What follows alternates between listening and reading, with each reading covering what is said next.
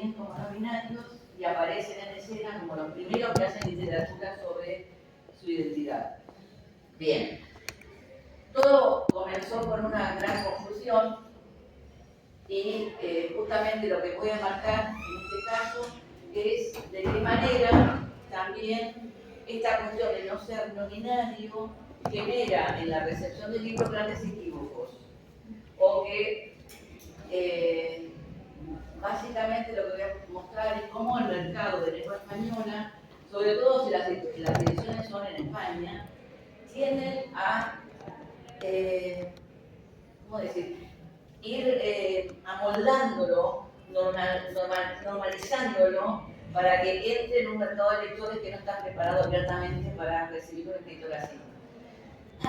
Por eso mismo puse en este caso cómo está presentada la portada en alemán.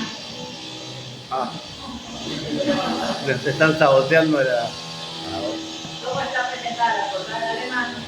Que ya tiene toda una significación, vamos a hablar de eso. Esto es una representación de Daphne, del momento en que se convierte en laurel y se libera del patriarcado, el racismo, vamos a hablar de eso. Y en la edición española ponen una frambuesa vista desde arriba. O sea, y también en la traducción, que es literalmente libro de sangre, están escondidas otras significaciones que se pierden al escribir solamente el libro de sangre. Porque Bloodbook alude no solamente al hecho de que él habla de un libro de una genealogía de su identidad, sino que también hace alusión a un árbol, que es el mismo que el hacha roja. Vamos a hablar de eso todo también. Entonces empezamos a plantear quién es Kim de Lorison y cómo se presenta a sí mismo. Los temas que voy a tratar es cómo se presenta a sí mismo, cuál es el asunto de la obra, Kim como escritor no binario, queer, trans, asterisco, no gender, gender fluid, etc. Conciencia literaria y escritura como remedio, como performatividad, el cuerpo archivo, el archivo del cuerpo, las heridas, la memoria del cuerpo, transformación e identidad.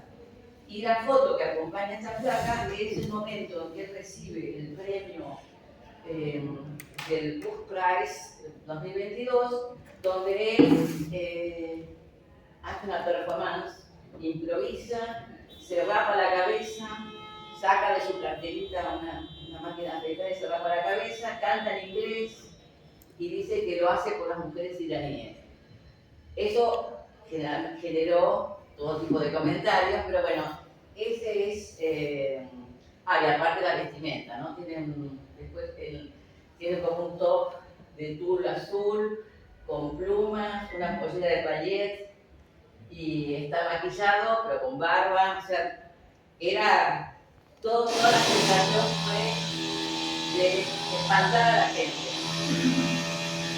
Bueno, fíjense, y es lo que más me molesta, y por eso empiezo, antes de hablar de la obra, empiezo a marcar cómo se normaliza esa otredad que molesta de alguna manera al editor y al público, y esperan que el público lo acepte.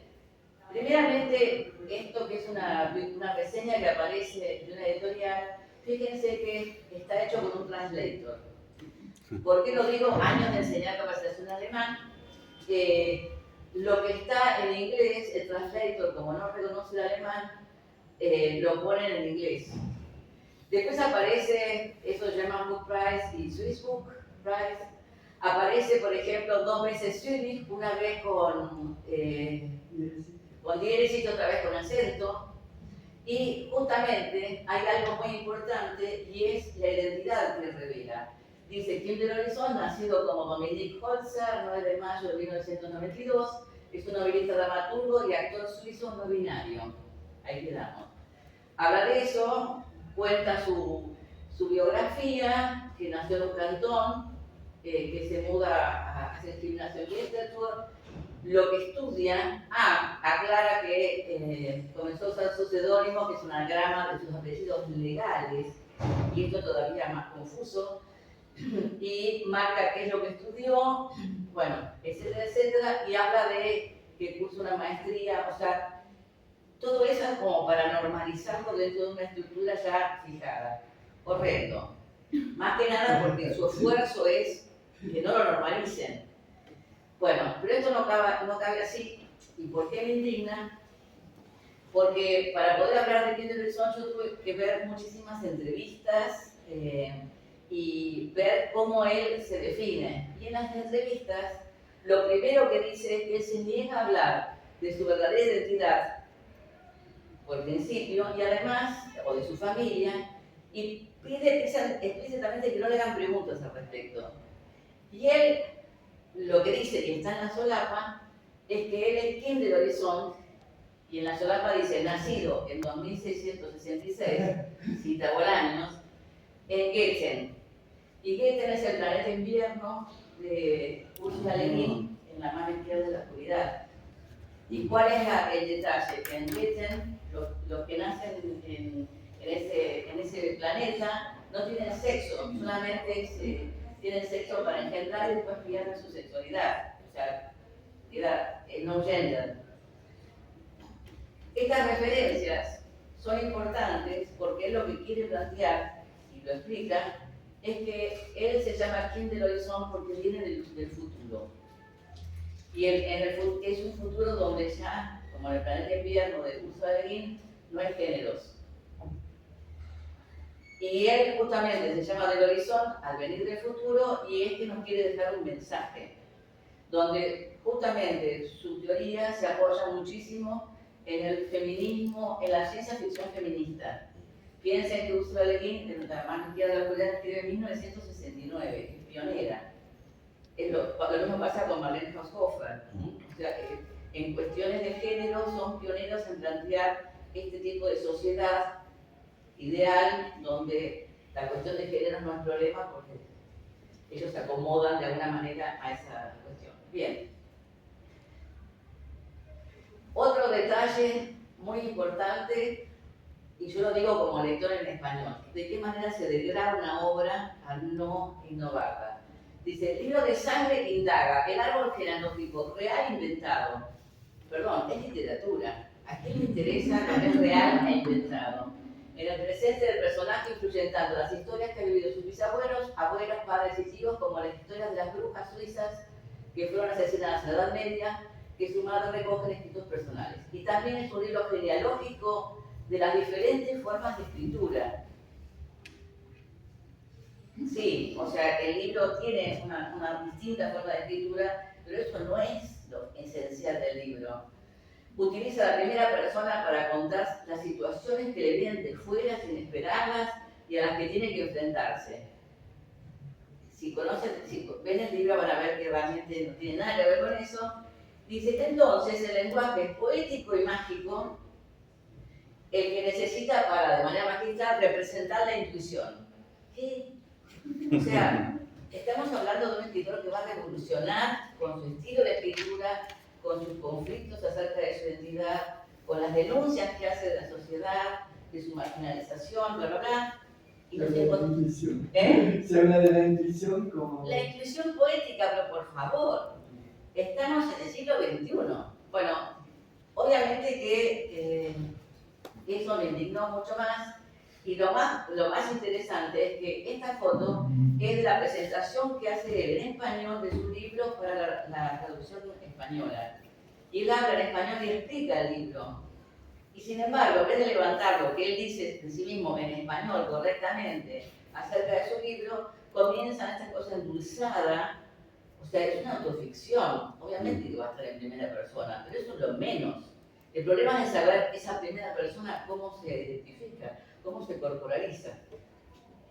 Bueno, importante del libro es esto.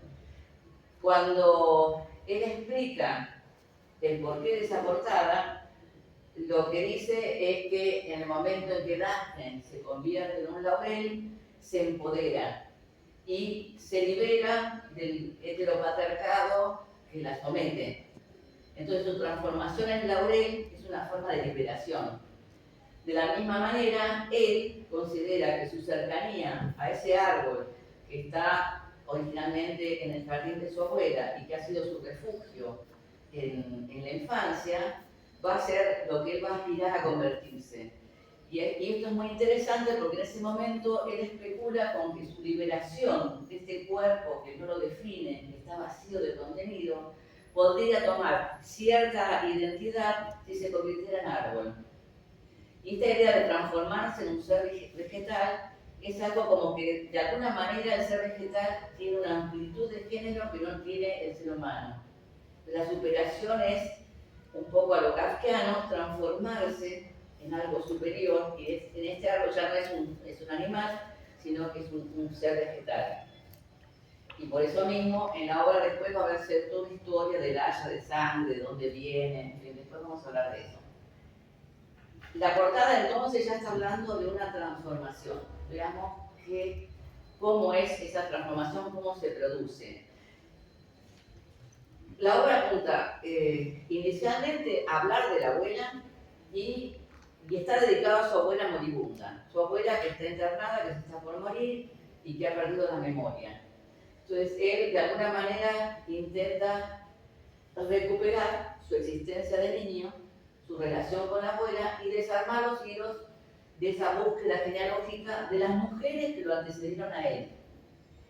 Y ahí comienza a usar una serie de registros dialectales muy interesantes.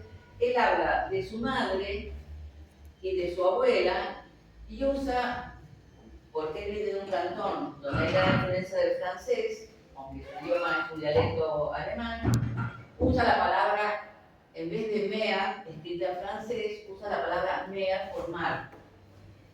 Entonces, dialectalmente, yo acá puedo leer mar y puedo leer madre. Y en Grossmer puedo leer abuela. Y en este juego está pensado que esa genealogía femenina se parece a un océano, o un mar, un agua. Permanentemente hace alusión al nadar, sumergirse, ir a la fuente. Esta sensación de que lo femenino es lo acuático, y es hacia donde hay que ir a arrastrar los orígenes, es muy importante porque él juega con el idioma permanentemente. Siempre va a hablar de Mer y Grossmer. Y eso nos va a llevar a que también, cuando hace su genealogía de la memoria, habla de las mujeres anteriores a su familia, y en todas ellas hay rasgos no binarios o disidentes. O sea, en todas las mujeres hay una historia detrás, un silencio, y él trata de recuperar esos silencios, porque de alguna manera cree que él va a entender su identidad a través de todo eso.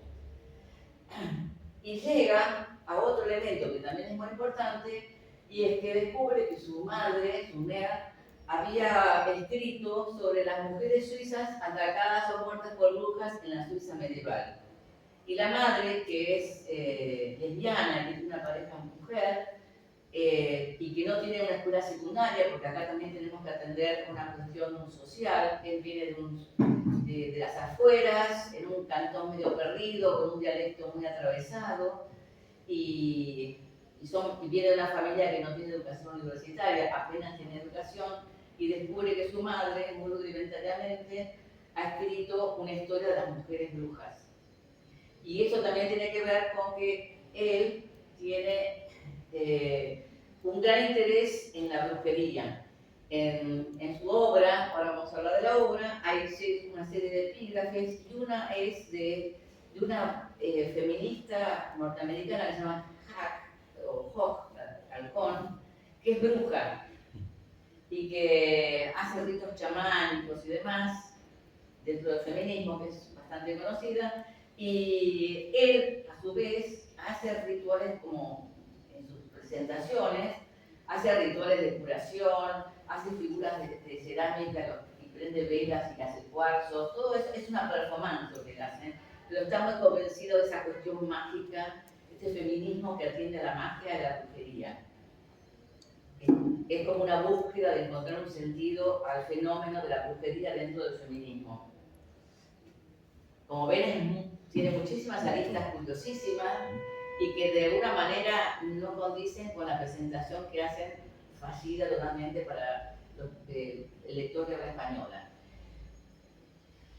Miren cómo en el lenguaje aparecen distintos recursos, obviamente que en la traducción se pierden, pero yo pongo una cita. Las manos de Grosvenor eran animales, se movían sin cesar.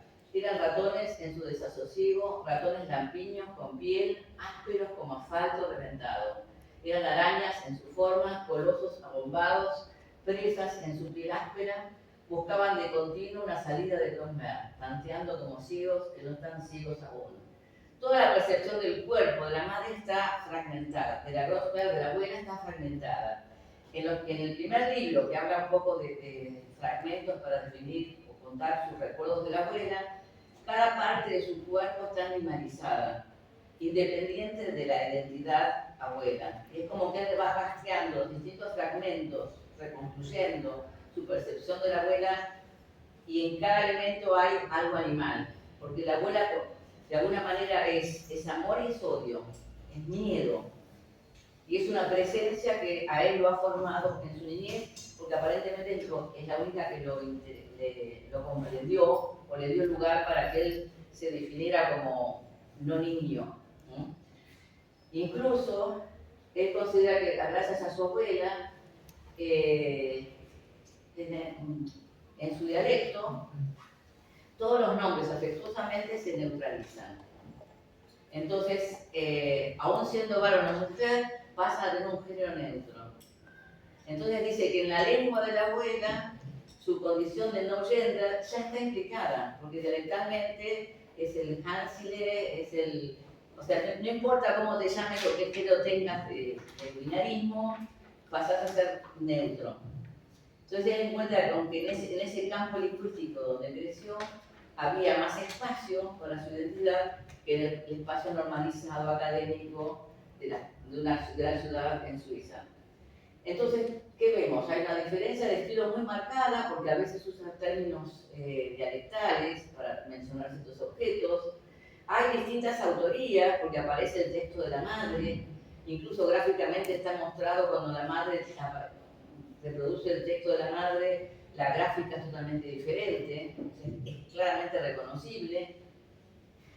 El registro lingüístico es infinito, porque usa palabras que son típicas del suizo-alemán, usa palabras dialectales, usa muchísimo inglés, usa alemán académico. Es realmente para el pobre la traductora que hizo esto, porque realmente creo que si hay algo que en un libro así queda claro, que el traductor es un traidor, porque prácticamente no, es imposible traspasarlo a eso. Y justamente lo que me interesa es que aún en los epígrafes aparecen varios idiomas. Aparece francés, alemán, inglés, por supuesto pronunciado. También los epígrafes se nota que él es hipermoderno. Porque pone, por ejemplo, Paul Preciado, pero también Harry Styles cita a RuPaul. O sea, en los epígrafes está un poco su intencionalidad de ser totalmente revolucionario.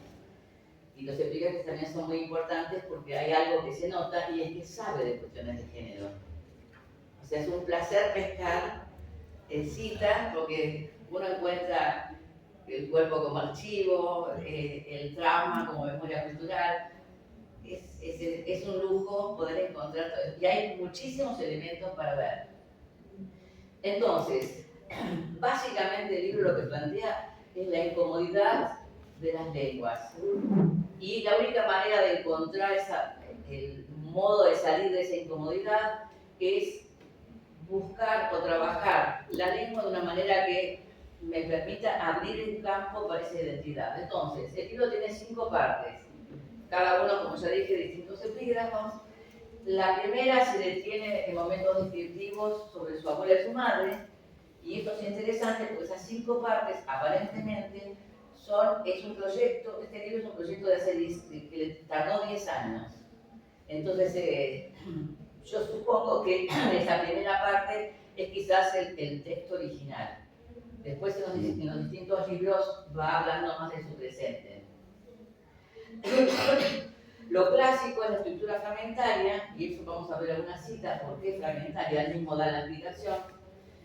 Y la última parte es muy graciosa porque también es una forma de patear a la gente, al lector, y es que tiene es una carta explicativa a la abuela que ya se murió, de por qué escribió el libro y por qué es así, y esa parte está escrita en inglés.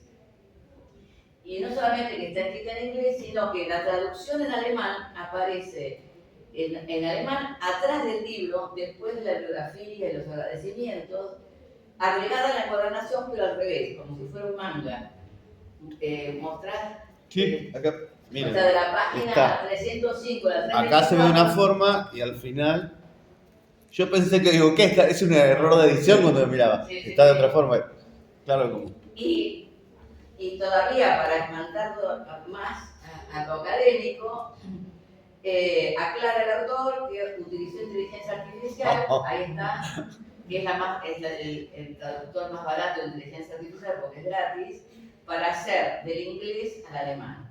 Entonces esa incomodidad de la lengua es que en alemán no le puede decir a la abuela lo que siente y por eso lo escribe en inglés, pero graciosamente incorpora esa parte que está atrás totalmente invertida para que el que lee en alemán lo pueda leer en alemán. Y eso también es revolucionario y aparte que sabe de qué manera quiere provocar al crítico. O sea, permanentemente tira cosas como para... Lo de la inteligencia artificial es para seguir provocando con las reacciones que hay contra la inteligencia artificial al toque con estas cosas, ¿no? Claro, y en fin, y ese hecho de que el idioma alemán no le alcanza está presente en en su texto. Que permanentemente él está poniendo cosas en inglés, pone cosas en español también, y en sus presentaciones, por ejemplo, cuando le entregaron el premio, aparte de raparse la cabeza, canta en inglés. Cosa que a la Cámara del Libro Alemán no le ha hecho ninguna gracia, pero termina todo su improvisado discurso cantando una canción en inglés. La vuelve a cantar en otra entrevista. En fin, bueno, yo, que soy una persona mayor, mi primera preocupación es, bueno, ¿cómo se define?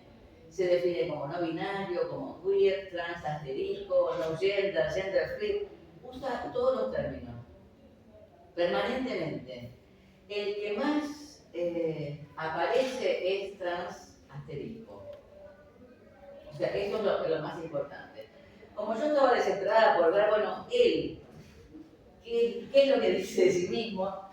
Encontré un artículo escrito el mismo año que recibió el premio, donde él responde a una agresión física que recibe en Berlín, y él dice, fui vestido, maquillado, pero estaba con pantalón y buzo, o sea, no estaba en mis mejores momentos, y uno lo agrede en la calle. Y al mismo tiempo, un político suizo dice que espera que su sucesor sea hombre o mujer y no otra cosa.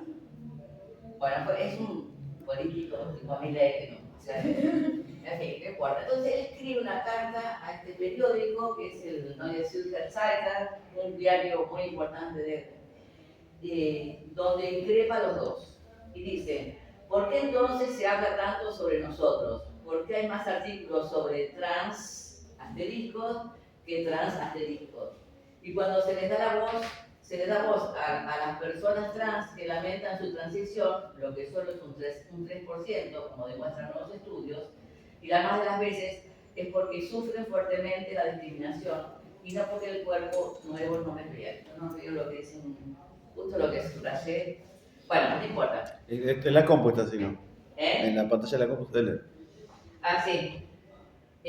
¿Por qué soy? Fíjense, esto es lo que subrayé, pero no pensé en este inconveniente. ¿Por qué soy la primera persona no binaria que puede escribir aquí sobre sus experiencias? Let's cut the crap. Vosotros no os sentís amenazados por algo tan diminuto como un asterisco. Se trata del poder y de las heridas que todos nosotros traemos. Y ahí comienza con el gran tema de las heridas, que es muy importante porque él habla del trauma y del trauma como memoria cultural. Dije, habla de nosotros, o sea, se define como transasterisco. Yupi, sigue. Quiero hablar a través de estas heridas, pero no como un nosotros, porque no hablo en nombre de las personas transasteriscos y no binarias. No existe ideología de género, ni propaganda queer, ni red de unicornios conspiradores que quieran hacerse con el poder mundial. Hay personas como yo que se mantienen unidas, especialmente en una comunidad heterogénea, porque nos tratan con hostilidad, nos golpean y nos matan. Pero no hablo en nombre de esta comunidad porque tampoco hay consenso en ella. No hablo desde una posición de superioridad. Vosotros, Jones, que es el que lo atacó, y Ulis, que es el suizo, os sentís amenazados por nosotros, pero nosotros no os amenaza en absoluto. No puedo amenazarte, solo hablo por mí. Entonces, ¿qué te amenaza? Si no es yo, entonces debe ser lo que represento. ¿Qué represento ante sus ojos? Entonces, directamente lo que él denuncia, porque hace toda una historia en su proceso evolutivo, de la historia de los movimientos, y ya lo vamos a ver, y él está en una etapa saturadora, y básicamente está muy indignado con esa falta de consenso en la comunidad. Y van a ver por qué. Dice, no represento a ningún partido político ni un poder que los extinga. No defiendo a la gente que dice que los viejos blancos son el núcleo de todos los males. No, porque mujeres como Alice Schwarzer o Joanne Rowling pelean contra cuerpos como el mío. Yo me represento a mí mismo. ¿Y será esto exactamente lo que resulta tan amenazador? Que aquí hay una persona que no encaja, aunque constantemente lo empujan, se retira, me dicen que es vergonzoso, feo, monstruoso, extraterrestre, y que sin embargo no se esconde, sino que se enfrenta por sí mismo con la monstruosidad. Y ahí está de nuevo la cuestión del monstruo. Una bestia que no necesita belleza para convertirse en un príncipe, pero que sabe que es ambas cosas. La bella y la bestia es una maravilla. Tira permanentemente todo este tipo de cosas. Entonces, ¿qué es lo que propone? Ya me di cuenta. O sea, esto es toda una narración de mi pesquisa. Él considera que hay que superar los términos de las disidencias sexuales. Y justamente, cuando él habla de Rowling, que es la escritora de Potter, también nombra a Alice Schwarzer, que es una feminista famosísima que dirige la revista Emma, que fue la guía del feminismo alemán. Pero que, ahí está. O sea, ¿por qué tira eso? Porque él está en contra de lo que es la hegemonía del feminismo tradicional. Y Alice Schwarzer está en contra de los trans. Claro, Ahí. sí, está. Ahí está. Tal cual.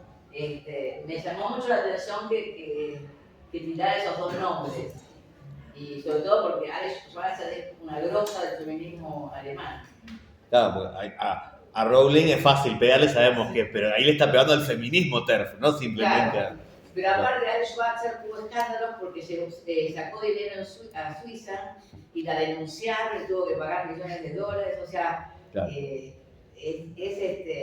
Es una persona que dentro del feminismo tuvo poder y poder económico y cierta tiranía. Entonces ahí también le pega a ese nosotros donde no hay consenso, justamente lo ponen el ejemplo acá. Bien, cuando yo me até a buscar la definición como transasterisco, busqué esta definición: multiplicidades heterogéneas atravesadas por infinidad de variaciones étnico-raciales, geopolíticas, sexuales, de clases y corporales. Esa sería la definición de transasterisco. Y me interesó porque justamente, si hay algo que un suizo poco puede hablar de la pobreza, porque la pobreza en Suiza no existe, cosa que en el caso de la Mira Sosa Villada sí, la pobreza, el origen humilde, el alfabeto de su familia, bla, bla. Él marca mucho la cuestión de vivir en medio del campo, en un plantón perdido, y haber tenido que abandonar ese ámbito materno y de la abuela para mutar o transformarse y pasar a la ciudad. Y justamente hay una cuestión geopolítica que está marcada claramente por un lado, por la dependencia cultural de los suizos hacia Alemania. Y básicamente, dentro de los homosexuales suizos, la idea es que todo lo grande pasa en Berlín, no en Zúrich.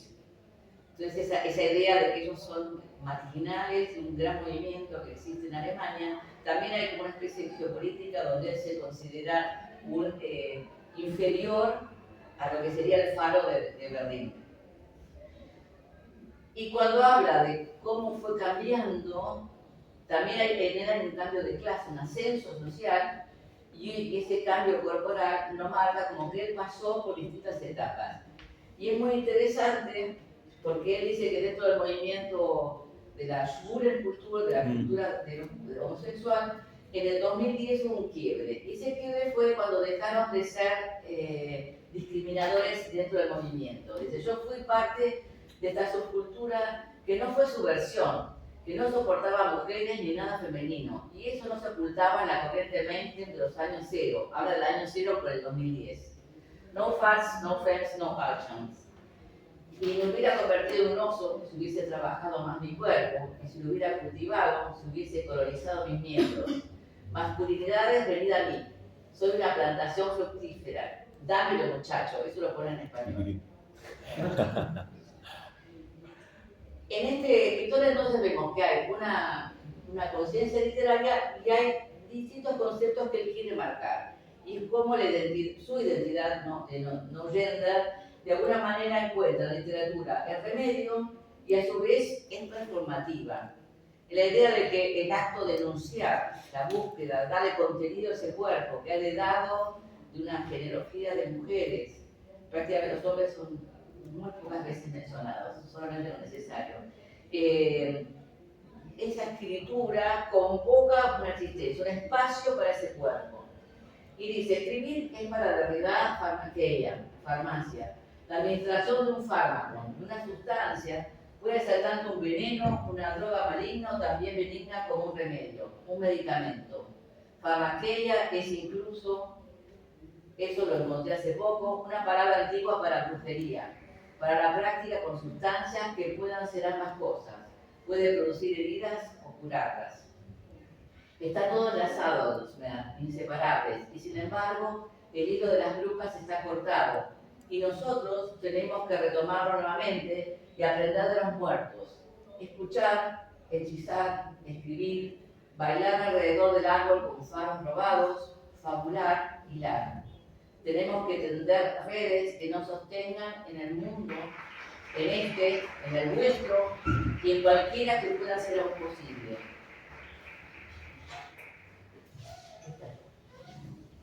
Y me voy a detener en esto porque en la acción mínima que hay acerca de su forma de rememorar y escribir a su abuela, él le está tejiendo un pullover rosa a la abuela que está internada. Y permanentemente está la escritura y el tejido como forma de conmemorar a su abuela. Y a lo largo de todo su despido de la abuela, él está con el tejido que no le gusta rosa, que cambia el color, que lo vuelve a tejer, y está permanentemente con esas dos tareas. Cuando él plantea escuchar, hechizar, escribir, fabular, hilar, es la escritura que genera el mundo trans asterisco, donde Kim teje el pullover para su abuela, pero también, o sea, que aprendió de ella, sino que recupera la genealogía de las mujeres de su familia. Entonces, en esa escritura, así como el tejido genera un pullover, la escritura, como performance, también hace un campo expansivo de toda posibilidad de expresión y de existencia. O sea, su existencia va a estar en la literatura. Su existencia trans va a tener su espacio en la literatura. Pero la letra no alcanza, porque la escritura es limitante. Si no entendemos, y lo dice textualmente, que las palabras son el cuerpo del indecible, de lo que no se puede nombrar. Entonces, la escritura es una forma de convocar los silencios, y todos los silencios en sí van a formar el ruido de esa existencia nueva. Pero claro, el camino es muy difícil, porque necesita inventar una lengua. Y dice así, no sé cómo podría formularme a mí mismo sino así. No conozco un lenguaje para mi cuerpo. No puedo moverme, lo voy a leer acá porque si no tapo. No puedo moverme ni en el lenguaje de la madre, Mehrsprache, ahí uso la palabra en alemán, ni en el lenguaje del padre, Versprache. Me encuentro en una lengua extranjera, Fremdsprache. Quizás sea un motivo para la escritura, para esta escritura despedazada, desmigajada, un motivo para que de mis manos solo salgan fragmentos, cuyos bordes están tan astillados que de ellos no se puede construir ninguna historia bella, smooth, uso el inglés, atrapante, finamente pulida. Quizás esta escritura es la búsqueda de una lengua extranjera, de las palabras que uno tiene a disposición, el intento de esculpir una guarida grande del tamaño de una lengua, y ahí usa la palabra Zunge. Y eso es interesante porque hace la diferencia entre Sprache, que es lengua con producción, y Zunge, que es el órgano. Entonces es esculpir una guarida grande para el monstruo, del tamaño de una lengua, en lo existente, en lo heredado, suficientemente grande para que se pueda bailar en ella. Entonces ahí está el ámbito de su búsqueda. Entonces lo más interesante es lo que dice, no conozco un lenguaje para mi cuerpo, lo tengo que recrear. Y justamente en esa postura cito la frase de Andrea Lacombe en Chonguitas, me parece que dice romper los binarios, quedarse al medio, vivenciar lo liminal como potencia de acción, como posibilidad ontológica, escribiendo una nueva postura epistemológica, agenciar a la infancia a partir del posicionamiento político y correrlo de las narrativas definitivas. Ese de Andrea Lacombe, ese del 2002 me parece. Y él, en un momento que está jugando con esa búsqueda del lenguaje, dice, para desaparecer esa idea, me metí en el papel de escritor, asterisco, en escritor pura sangre, y escribí. Familia es la relación que surge a través de la herencia de traumas personales. Cultura es la relación que surge a través de la herencia de traumas colectivos. Tacho enseguida la frase patética. Trauma, en ese entonces había escuchado atentamente bien a la psiquiatra en jefe, llama a la antigua Grecia sus heridas. Una herida puede ser muchas cosas, un desperfecto, pero también un tejido desgarrado, algo deshecho en partes. Heredar, un trauma, significa, por tanto, un estar desgarrado en partes, un no estar unido, un error del tejido. Y de nuevo está la comparación entre hilar y escribir. Y la idea es que ese trauma, esa herida, se va a convocar a través de la escritura. Bien.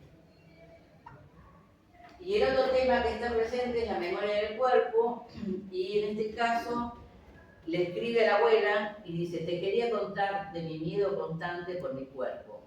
Esconderme con el monstruo más temible bajo la cama, bajo la manta. Solo que no es ninguna manta, sino mi piel. Un miedo como cuando uno vive en una choza desordenada y viene una tormenta. Solo que la tormenta no viene, sino que está ahí siempre, por todas partes, sin escapatoria. A veces el sentimiento que está ok vivir en esa choza. Y a veces, según etapas, el sentimiento de estar equivocado. El horror infinito que todo lo destruye de estar errado hasta la última fibra en mí. El deseo de arrancar con una pinza fina cada célula y disolverla en ácido. Es tremendo, pero marco el concepto de horror porque Camila, cuando habla de su infancia, también marca el horror y esa condición de ser monstruo. Y acá hay una alusión, obviamente, al cuento de los chanchitos, porque es la choza despedazada que si viene una tormenta la destruye. O sea, también hay una recurrencia a la imaginación infantil. Bien. Y finalmente dice, a mí me queda claro que son el cuerpo de la vergüenza, un archivo completo de ella. Pero eso no es el texto que yo escribo aquí. Tendré que escribir mi libro de la vergüenza otra vez. Este texto es mi libro del miedo.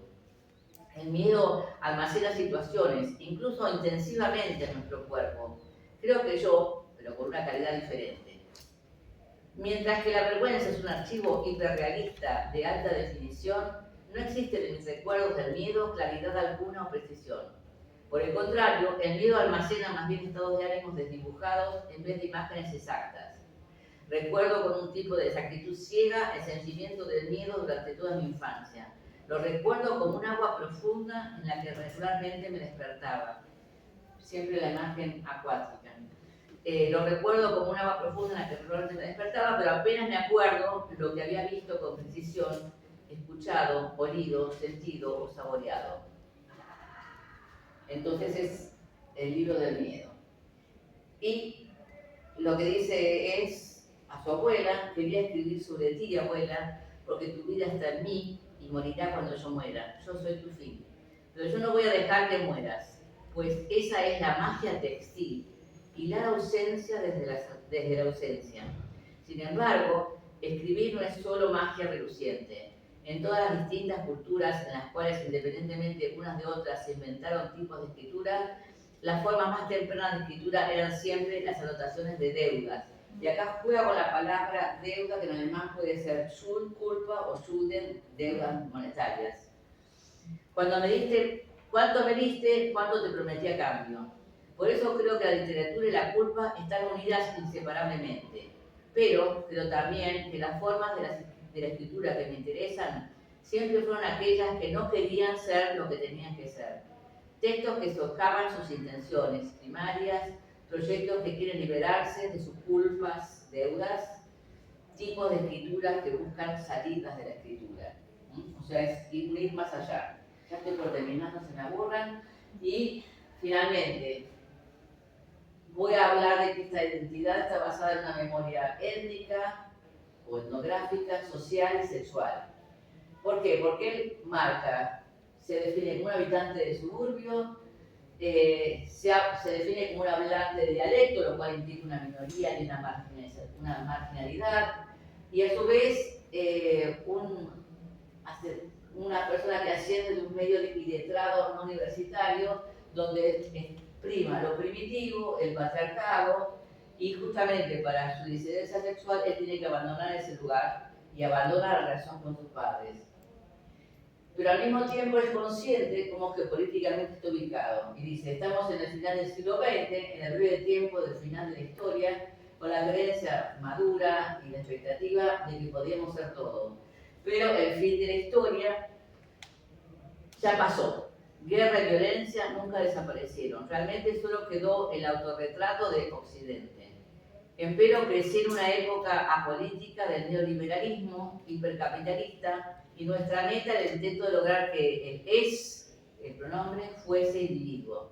Y por esa meta soy un hijo de mi generación. Y ese es el lugar desde el cual yo te describo, abuela, el lugar en el que estábamos habitualmente juntos. ¿Por qué? Porque ese es, que es el pronombre neutro, representa su campo de infancia, donde era das Kind. Y donde estaba esa idea de das Kind, el niñe, donde no hay género, es como el planeta invierno. Entonces la abuela de alguna manera representa ese planeta que tuvo que abandonar. Y la idea es volver a ese planeta. Bien, pasemos a otra situación.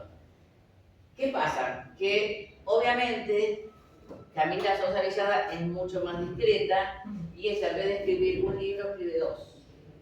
O sea, en Las Malas está la parte ficcional y en El Viaje Inútil, que es de un año anterior, está su parte teórica. Realmente comparar Blue solamente con Las Malas no me servía. Por eso las dos juntas serían el libro de Kim del Horizon. Y lo que más me llama la atención es, primero, esta hilación de infancia, trauma y memoria, y marca algunas cosas como no creo que mi papá haya pensado ni por un segundo que me daba la llave de la escritura. Una hija travesti, escritora, un monstruo de ese tamaño, retorcido de sí mismo, prisionero del mundo, siempre proclive a caer en pozos cada vez más hondos, un animal plañidero, solitario, siempre con ganas de rebelarse hasta contra los vientos a favor. Hay que tener una templanza de oro para ser padres de sujetos así como yo. O sea que ahí está todos los elementos. Y sobre todo, ella habla del momento de la escritura como un momento de liberación, un momento de encontrar su identidad. Escribo para poder decir las imágenes que poblaron mi infancia, los paisajes del campo donde comprendí que existía tristeza, el momento en que tomé la tristeza de mi mamá y la volví mía, ese momento en que siendo muy niño decidí tolerarme por la tristeza de mi mamá. Y ahí es donde ella es claro que habla de su infancia de niño y su transformación en mujer. También para decir la lucha de mi familia en contra de la pobreza, una pelea que nos devastó y nos enfermó de rencores y desamor e indiferencia, todos contra todos. Ese ambiente oscuro en la genealogía de la familia se presenta en los dos, esa oscuridad, esos silencios, esa falta de conocimiento. Y bueno, voy a citar dos cosas más y termino. Mis bisabuelos maternos hacen toda una genealogía de su familia y es una memoria. Mis bisabuelos maternos eran analfabetos, no sabían ni leer ni escribir. Sabían criar hijos para dárselos al patrón para mano de obra, sabían levantar y sostener la fortuna del patrón, sabían callar frente al ruido del dinero ajeno. Sin embargo, imprimen sobre mi mamá ese roído manto de glamour digno de ser contado. Su orfandad, su belleza, los sueños que se dejaron a mitad del camino, hay que verlos pesados que se vuelven sobre la marcha. Los sueños de una mujer como mi mamá, que aún cree que puede llenar algo conmigo. Escribir es como pasar un filtro a esos recuerdos que son buscados en la memoria. La escritura es esa materia pesada de recuerdos que no puede cruzar el también de nuestra memoria. También es esa parte de la memoria que puede ser mentida, juzgada, enaltecida, traicionada, maldecida. Eso que no se filtra es lo que está dispuesto a ser escrito. Lo demás está muy lejos de nosotros. Bueno, me entusiasmé, puse muchas citas, pero básicamente lo que se da cuenta es que encontramos un mismo posicionamiento acerca de la infancia. Y incluso me llamó la atención que la mujer que le enseña lecturas y que le ofrece bibliotecas, que es una mujer que dice que es una vieja chamana. O sea que también está la brujería como un elemento importante en ese misterio que es la identidad femenina. Bueno, dice, como escritora soy también esa amistad, ese adolescente gay con su bruja ya mayor, queriéndose como una abuela y una nieta. Porque no hay referencia a los abuelos en Camila, salvo por las historias trágicas, pero sí está la mentora intelectual, que es esta señora del pueblo. Bien. Y finalmente la escritura como acto de travestismo, que es muy interesante, cuando dice mi primer acto oficial de travestismo no fue salir a la calle vestida de mujer, como todas las de la ley, con todas las de la ley. Mi primer acto de travestismo fue a través de la escritura. Desde entonces todo se volvió cuesta arriba. Por aquel acto de travestismo literario toda mi vida se torció, aunque sea injusto decir que fue por la escritura. Finalmente, no sigo porque me van a odiar, fui rastreando temáticamente todos los mismos temas que en Quinto Horizonte, la literatura como fármaco, genealogía del dolor, el trauma colectivo, y lo que quiero detener para cerrar es qué elementos comunes hay, la memoria y la construcción de la identidad, memoria individual que se transforma en colectiva, son los dos temas que encontré, el cuerpo como archivo, preferentemente de infancia, para construir una identidad transgénero, la identidad trans que necesita superar los límites humanos, chamanismo, brujería y performance. Hay una problematización del cuerpo, el cuerpo como espacio vacío que debe ser resignificado por las emociones y vivencias, y lo que más me interesa, porque hay una perspectiva postcolonial, porque algunos se ubican en un origen marginal, de clase social baja, reclaman la necesidad de abandonar ese medio, la necesidad de rebelarse ante el heteropatriarcado opresor, denunciar esa marginalidad y la quietificación, o sea, de la comunidad trans como una forma de supervivencia. Es denunciar eso porque considera que es insano, por eso no hay consenso. Ya está.